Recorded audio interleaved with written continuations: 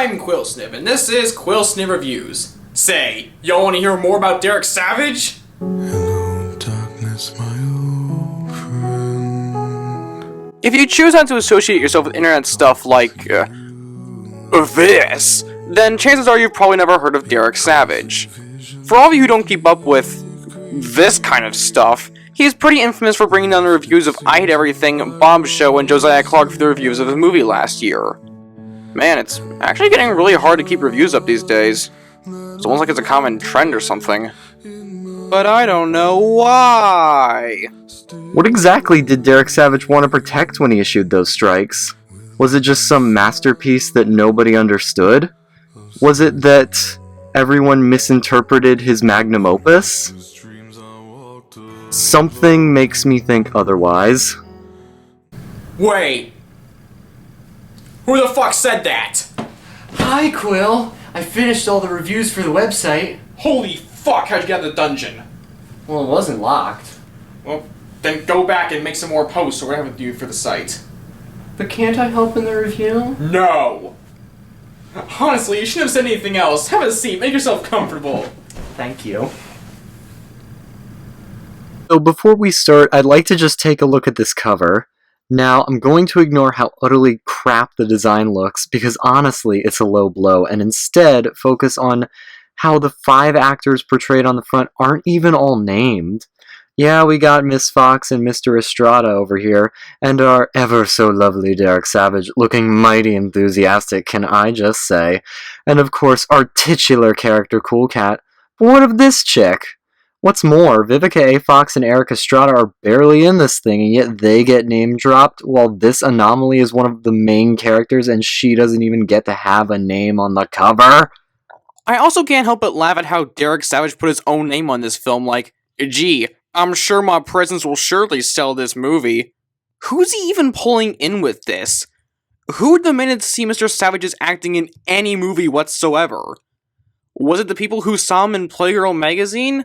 Yeah, that's kind of a real thing and available on his website, where he also advertises Cool Cat. Kinda seems like you shouldn't be broadcasting to the world that you were in a porn magazine while also trying to sell a bunch of children's books. Just saying. I also like how his photo collage of Playgirl stuff is right above him playing with some dangerous weapons, and I do mean playing. Not only that, but it's completely ludicrous how lazy Savage's web design page looks. Look at that ugly yellow background. I mean, come on, man, it's the 2010s. Even my website's more well designed than that. But you know what? I feel like Savage's web design should have no standpoint in my viewpoints on this movie, so let's just get started. Let's see how the title screen looks.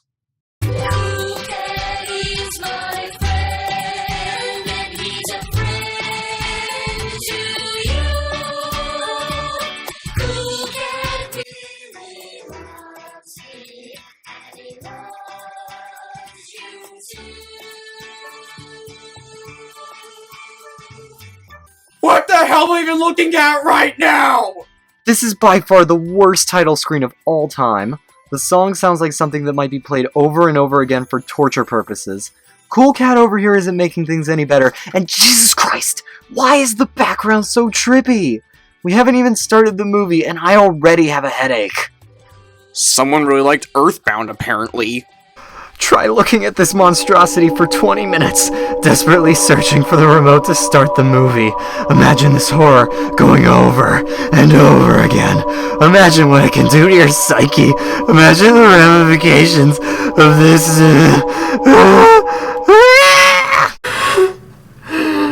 Delta, what the hell is wrong with you? Cool Cat. Cool Cat is wrong with me.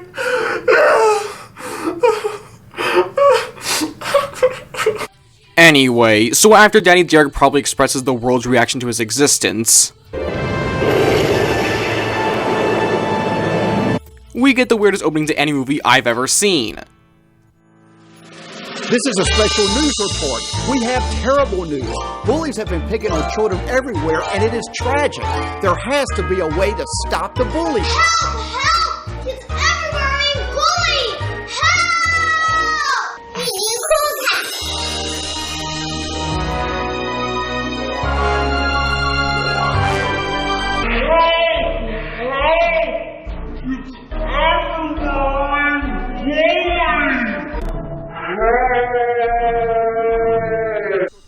First off, they use the exact same effect twice with the newspapers and just change out the pictures because you can see that the headlines are all basically the same.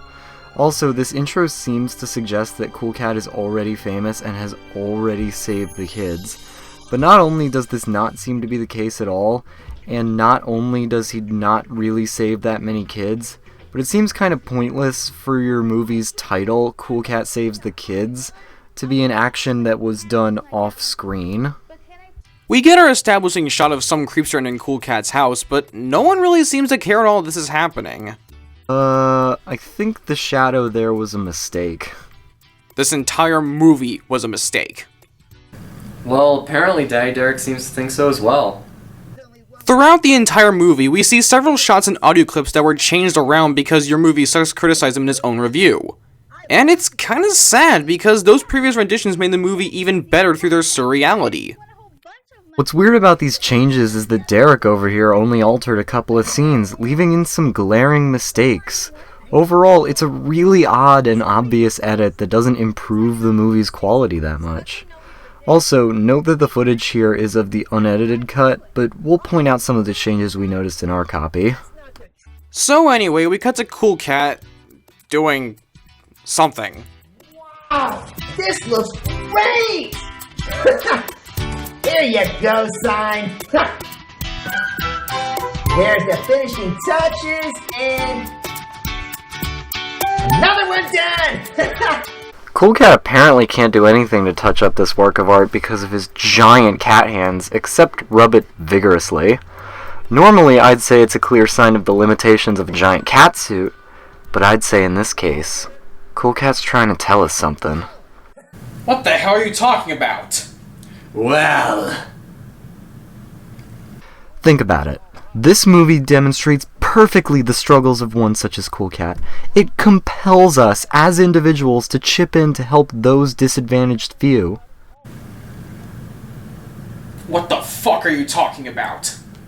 talking about making a change, Quill. About making a change. Thank you. Well, putting that aside, Cool Cat here is played by Jason Johnson, an actor known for some really lame choices in his career. It's actually challenging to figure out whether or not Derek did this on purpose or if he was just available when Derek rang him up. Either way, it adds to the very creepy undertones of this movie. It also doesn't help that Connor Dean, the actor who plays the bully, has a brother who's also chosen some rather interesting acting roles. Coincidence? I think not! It doesn't help the movie since there's so many sexual overtones anyway. Great job. You guys have fun now. Thanks, Mr. Derek. We will. Okay, Maria. Anyway, our titular character and his sex slave Maria go to set up shop outside, wherein Cool Cat makes some very suggestive motions. Have a seat.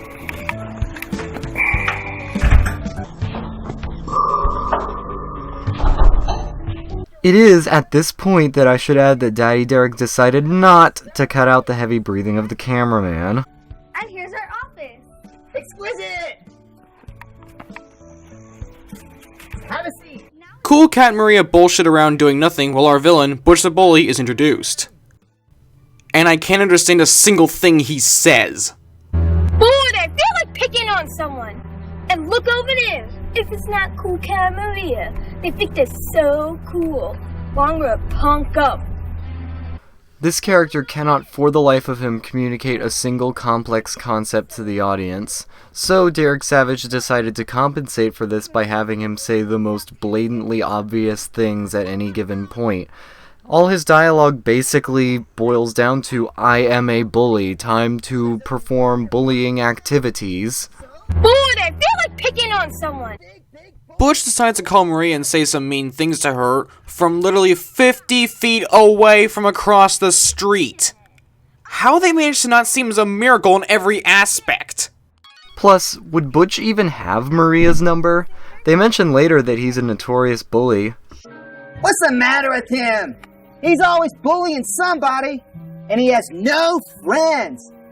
So it makes very little sense why he would even be able to do this.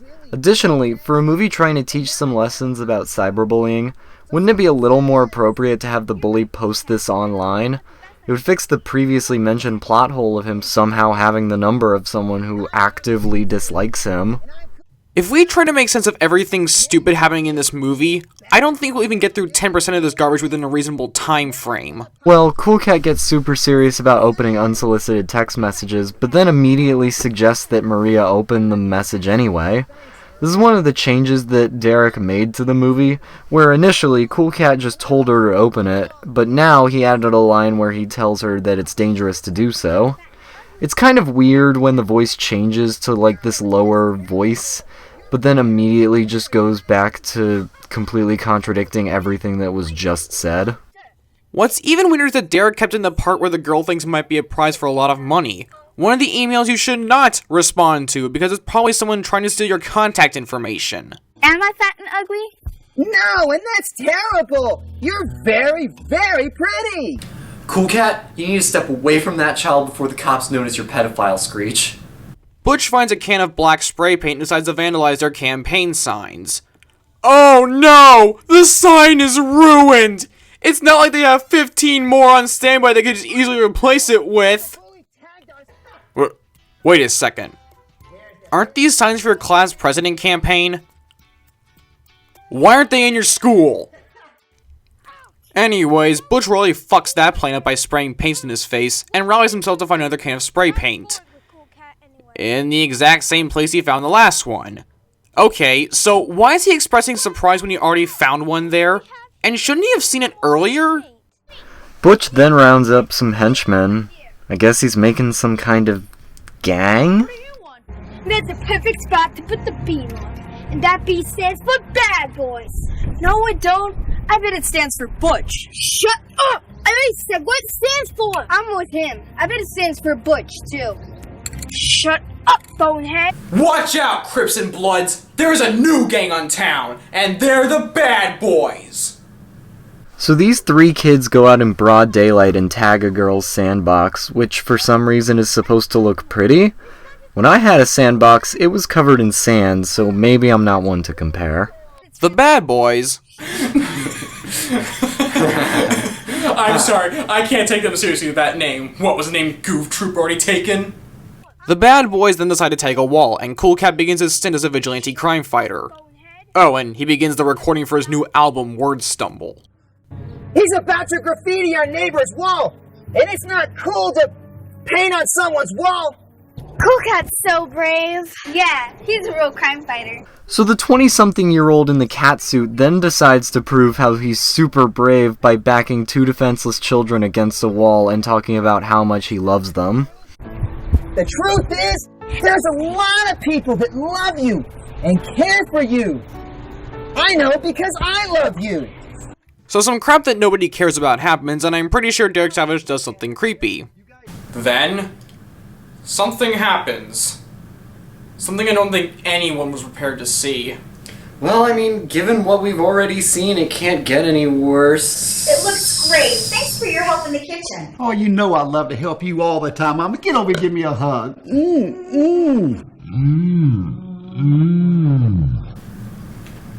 It only has to work once. What the hell are you doing? Look at what we're dealing with here. I'm gonna end this before this movie ends me. Don't do it! No. I can't do it. Not until my mission is complete. Reviewing this movie is your mission? Then your life is worth as much as the per capita GDP of the Congo. Look, I know this movie wasn't the masterpiece of directing choices, but if I could pick one element that most clearly shows how little forethought went into this, it would be that Derek Savage decided to cast himself as the person fucking the cat lady. I mean, even the most bumbling director couldn't have made such an obviously wrong choice. What was Derek thinking? What was the thought process behind this? Finally, my porno is all complete. Time to sit back and watch that cat get bent over and... Daddy, watch this! Sugar, it's nothing, I swear. Why are you hugging that cat? It's a movie I'm making. It's Cool Cat Saves the Kids, and that's Mama Cat, his mommy. Really? You're making a movie? That's right, honey buns. I'm making a movie, and definitely not breaking my parole. Cool Cat goes up to his room and starts, as he describes it, Look at me! I'm surfing the web!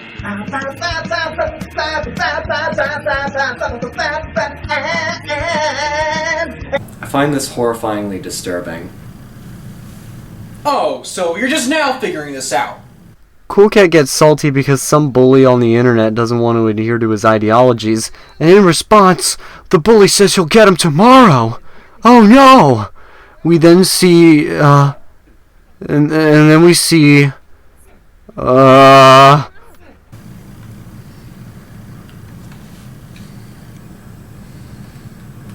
No! If I can't leave early, neither can you.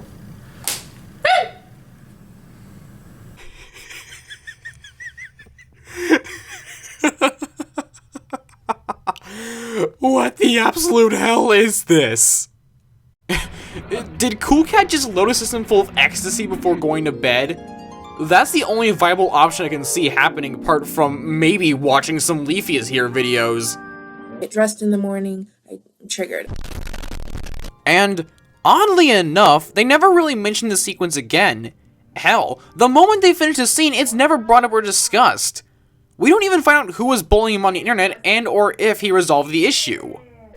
not even kidding here, the moment Cool Cat decides, I'm gonna learn to stand up for myself! Cool Cat just wakes up and the arc is never mentioned again, making Cool Cat's revelation kind of pointless. They don't even use it as a way to teach kids that sometimes threats on the internet are fake. It's just a thing that happened and then we move on, which you'll find is a continuing problem with this movie.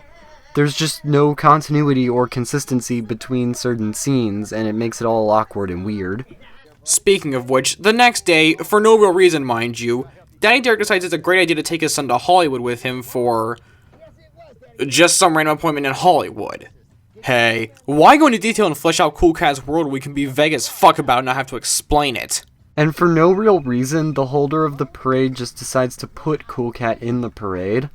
Now, this kind of makes sense if you're not thinking about it, but realize that there's no reason for Cool Cat to be popular in this movie, or to be, like, famous or anything, and therefore there's no reason for him to be in the parade. In the beginning of the movie, Cool Cat is called a hero, but he never does anything grand in scale. He has no real reason to be loved by the world at large, and he's treated as a regular kid who just so happens to look like an adult in a catsuit jerking off next to kids. You know, they really should have just called the movie Cool Cat Makes No Sense. Cool Cat decides in order to spice up the Hollywood parade, he needs a new car and a new song. I'd question what kind of dad would spend $30,000 on a new car just for one occasion, but then again, that same dad made this movie, so we kind of have to throw all logic out the window here.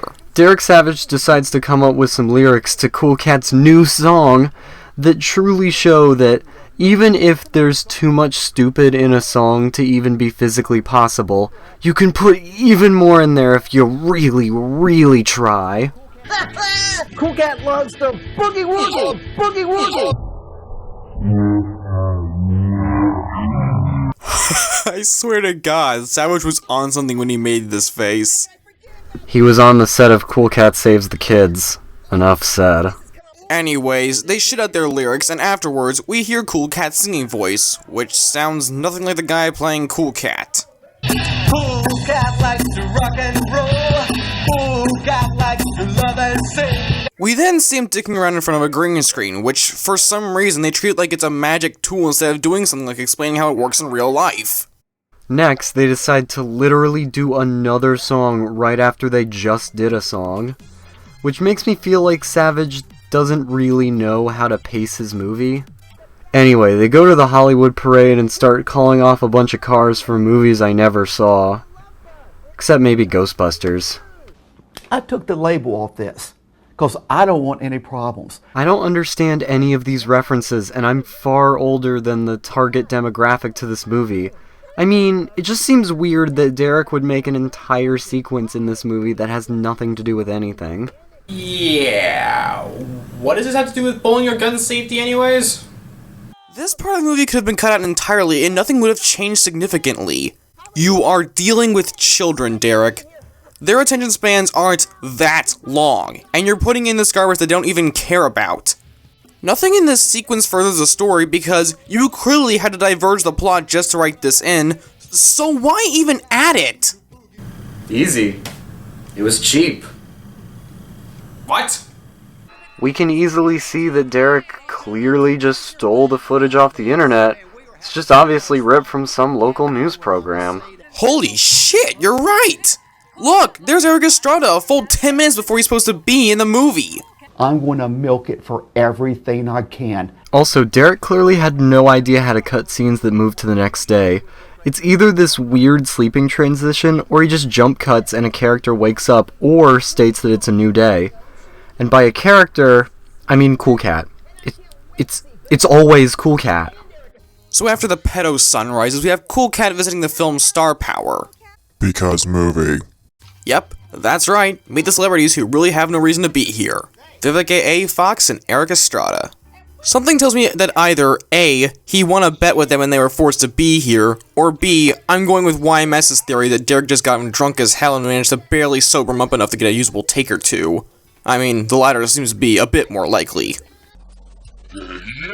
Butch the Bully manages to somehow break through a celebrity's security, and Vivica and Eric decide to do absolutely nothing about Butch harassing 2 children, even though just seconds ago Vivica said, "You better not be a bully because I don't like bullies." So Cool Cat gets sand in his eye and absolutely loses his cool. Get it? I'm so funny. Actually, this scene illustrates a major problem with the rest of the movie in that Cool Cat, when getting bullied, usually acts really aggressive. Why do you want to be a bully? Bullies never have any friends. Then, when someone else gets bullied, he acts super rational, at least as much as any character in this movie can be, and tries to mediate the situation, which lies in stark contrast to the way he reacts when he gets bullied, so he's kind of a hypocrite.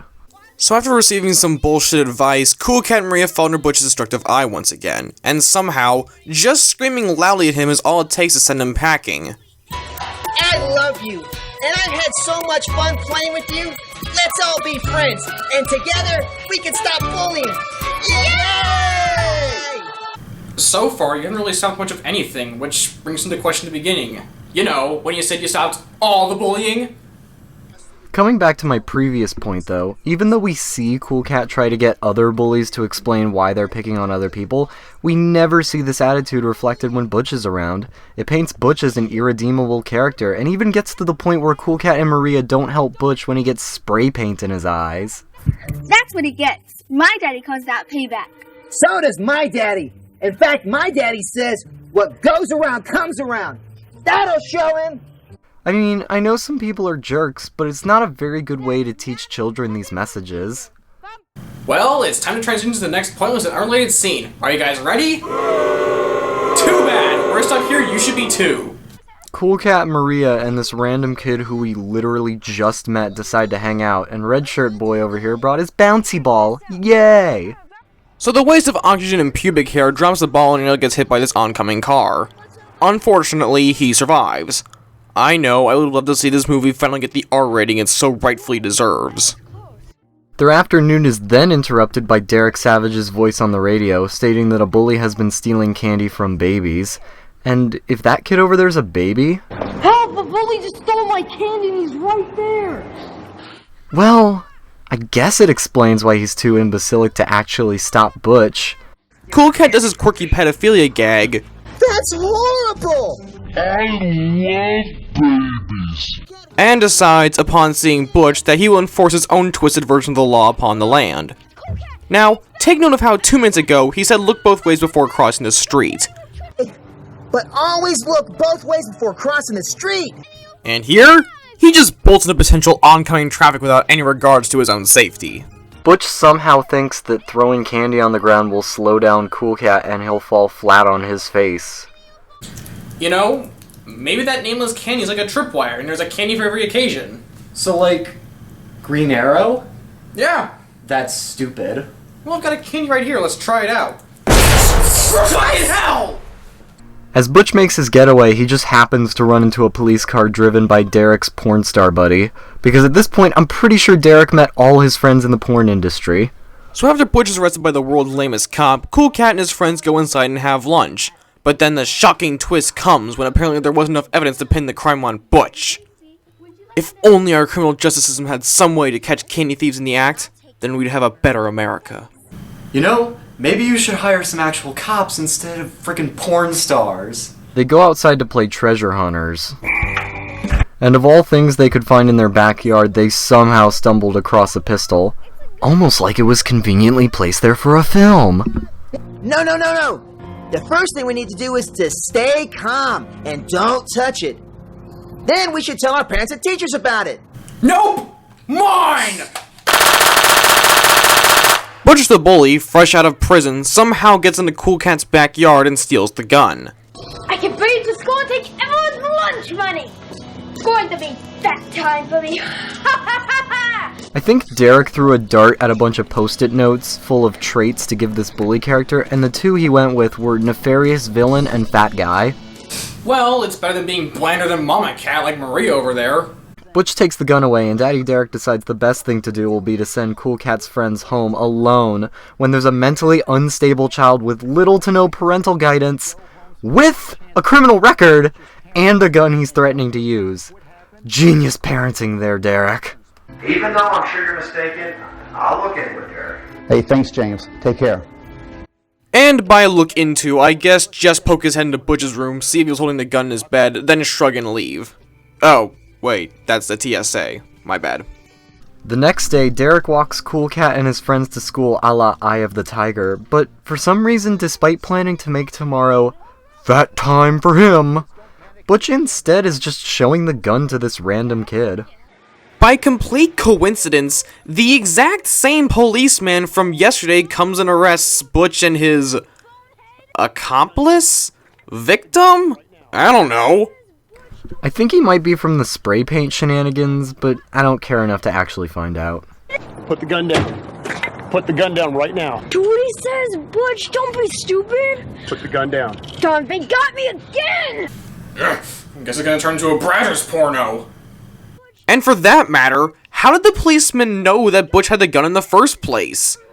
It'd be one thing if we saw Cool Cat and Daddy Derek call the police and have them arrest Butch, but if that happened, he'd already be in jail by now for possession of a firearm while on probation.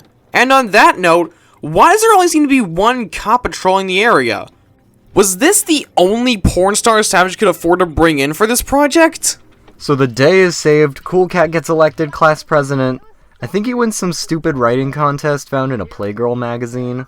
Must have left one of Daddy Derek's entertainment magazines. And the movie closes off with some ham-fisted BS shoved down our throat. Oh god, the movie's finally over. Wait. Could have sworn this was full a minute ago. Really? Nah, can't be. Yeah. There's not that many. Well, as soon as I recover from my nerd drinking habits, well, wait, that was soda. Well, that was Cool Cat Save the Kids. And today, I have found what can be described as the single best and worst thing to happen to the film industry and humanity. Hello, darkness, my old friend. On one hand, the movie is a horrendous PSA stretched for ungodly amounts of time, basks in its director's ego, and wanks off the titular character as much as possible. It fails to deliver its message on any level. It misguides children into a false sense that you should enforce your own version of the law upon people, tells you can get bullies to go away by screaming in their faces, and now when a registered criminal gets a firearm, the safest thing to do is to go home in broad daylight rather than to stay where you are and have some form of protection. The number of porn stars and creepy undertones are a joke and only make Savage's rep look worse. I bet you somebody tried to stop him before it even got made, and it should have stayed that way. But on the other hand, the horrid pacing, rancid acting, and utter self-fellatio of Derek Savage's ego served to provide what could be possibly the greatest unintentional comedy since Tommy Wiseau's The Room. Everything that shouldn't go wrong does in the most hilariously incompetent of ways. But even with Savage's rushed edits, it's still an enjoyable experience if you want to fuck around in your room and waste time or deliberately screw with somebody's head. For kids though, some scenes will definitely bore them to death, and the messages are simultaneously too confused and too ham-fisted to actually be useful. Along with the fact that Derek actually had to edit his own movie after release to fix blatant problems with how the messages were portrayed in the film. But now we come to another important thing to discuss about this movie. Mr. Derek Savage, in the unlikely event that you went this long in the video without flagging it, we'd like you to know something. Your movie survives on how terrible it is, and as a writer myself, it tears me apart to watch people criticize and make fun of my work, and I understand how you feel about this entire situation. However, that being said, as creators of media, the people who consume that media are entirely within their rights to criticize it. And fair use laws allow any person to parody, review, and satirize media in order to comment on it, and your movie is no exception. Be honest with yourself. Is your movie successful because it's a quality movie that people enjoy unironically as a teaching mechanism? Or are negative reviews that simultaneously recommend people to buy the movie for themselves as a sort of comedy the real reason that you've been able to sell these movies?